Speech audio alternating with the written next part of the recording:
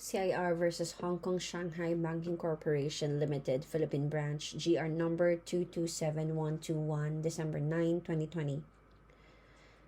Facts of the case. The Hong Kong and Shanghai Banking Corporation Limited, Philippine Branch is a duly licensed branch of HSBC. HSBC,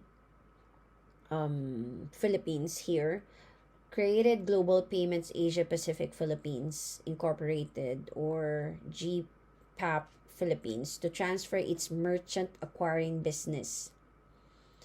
GPAP Philippines issued shares of stock in exchange for the fair market value of the point of sale terminals, or POS terminals, merchant agreements, and the transfer of the merchant acquiring business, or MAB. HSBC Philippines then assigned its shares in GPAP Philippines to GPAP Singapore in a deed of assignment.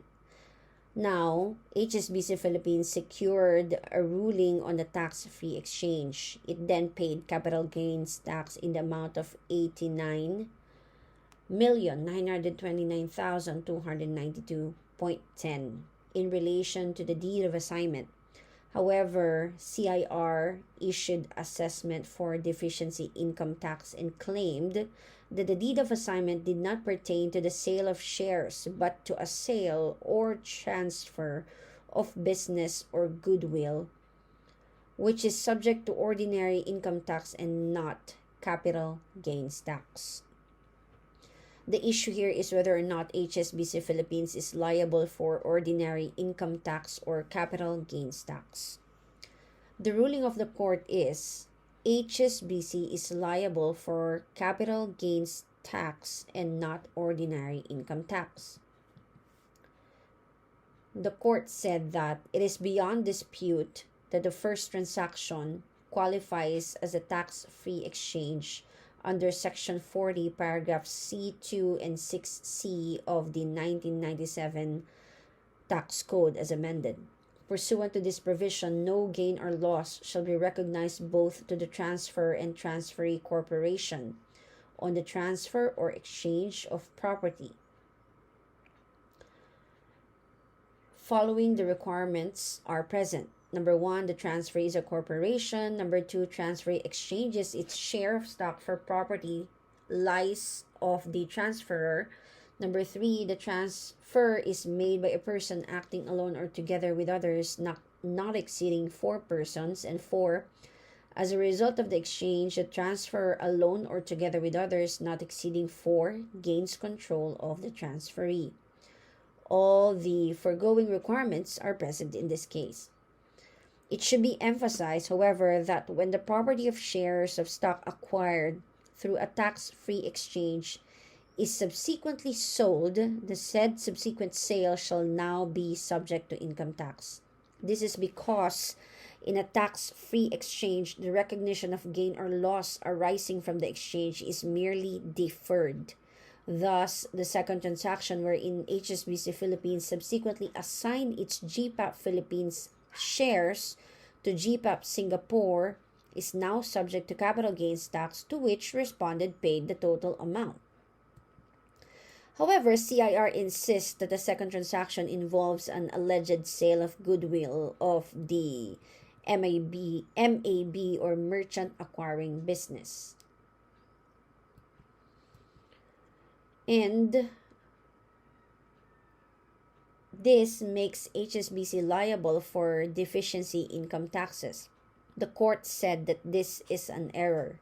The court agrees with the findings of the Court of Tax Appeals that the assessment has no legal and factual basis because the subject transaction is covered by capital gains tax and not regular corporate income tax.